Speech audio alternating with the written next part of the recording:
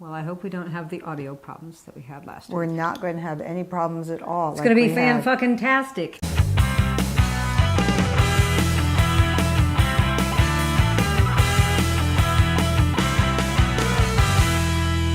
Welcome to another episode of Bitches in the Kitchen. I'm Janet. I'm Chris.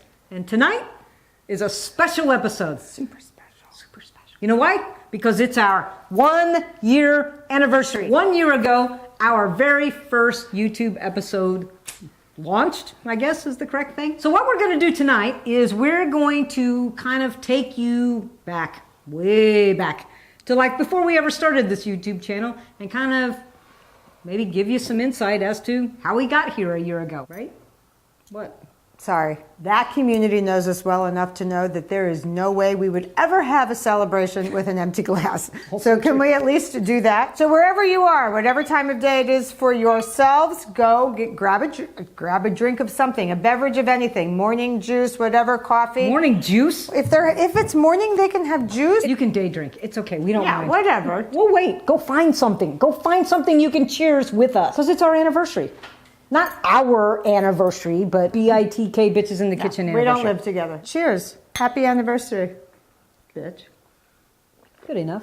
Needs prime rib, but we'll work on that later. It's no secret that we are friends, but at what point does your friendship transition into something a little bit more? It developed from not just like an idea that was random, it had been marinating for a long, long time. You're stuck on the prime rib, right? It's a 20-year-old story. Went to a wedding, went to a reception, left the reception. What happened that night after this wedding is that we had gone back to a friend's house and we got in the hot tub. By the time we got to the hot tub, my friend and I, he's a very dear friend of mine. His name is Dave. I don't know about you, but the more you drink, the smarter you get. I was really, really smart that night. But the funny thing was, I remember looking at the clock when we got in the hot tub, and I was thinking, wow, it's really early in the night. It was like 8:19. The funny thing about this night was we literally solved every problem of the world. Every single problem. The more we drank, the smarter I got and the more problems that we solved. Like, why don't people live their life? And why do people just take everything for granted? And why is mediocrity just acceptable? It seemed as though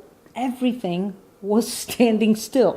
Like nothing was happening.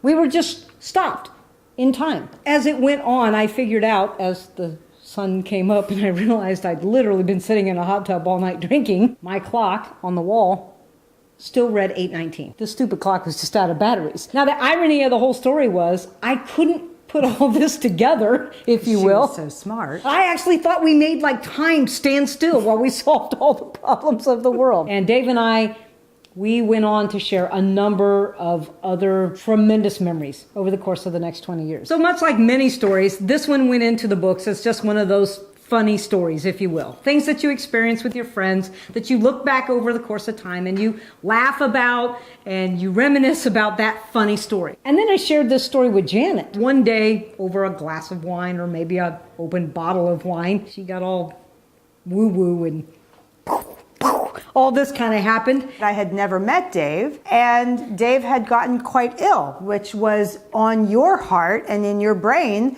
And that's why you were sharing the story about this 20-year-old memory and about the time that stood still at 8:19. In Janet's world, that translates into as long as time stays at 8:19, then Dave is okay, because it was shortly thereafter that Dave died. 8:19 for Dave then turned into 8:20. 8:19 is your life. That was a wake the fuck moment, dare we say. And he lived his life on his term, doing it his way. And so that just became our mantra. Like, we got all excited, not at the prospect of Dave's illness and ultimate passing, but that 8:19 became very symbolic to living and living out loud, living our way. Because at the end of the day, everybody has the same amount of time every single day. And if your clock stops at 8:19,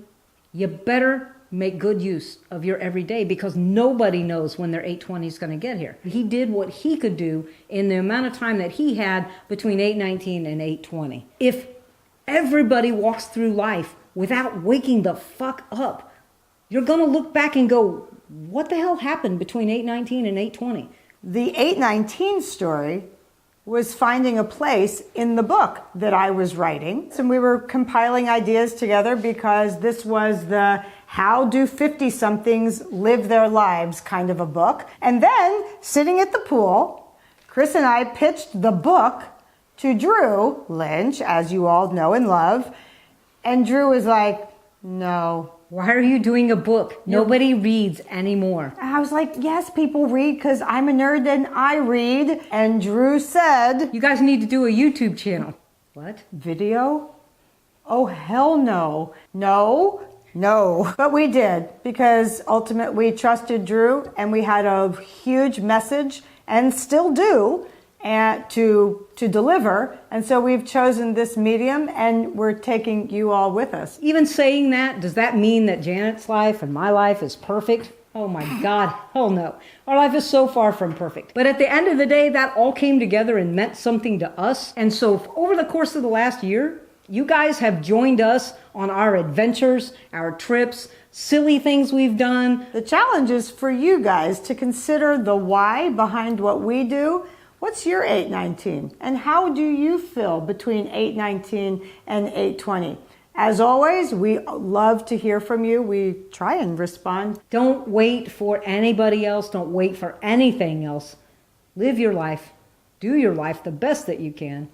And wake the fuck up. Clearly, we're not censored because we've dropped the F-bomb a lot. Over the course of the last year, many of you have commented on the clock that is randomly put into frame. It has always been stuck on 8:19. It's not broken. That is with intention. So tonight was an attempt to let you know exactly the why behind that. And in honor of the new year, we actually gifted ourselves a beautiful new clock, which you can see on the wall behind us. And yes, it will always say 8:19. Anyway, happy anniversary to us. Happy anniversary to Bitches in the Kitchen. Come alongside of us, share our message with other people so that you can live your life and help others live their life so no one walks through this world getting to 8:20. Oh, you almost forgot.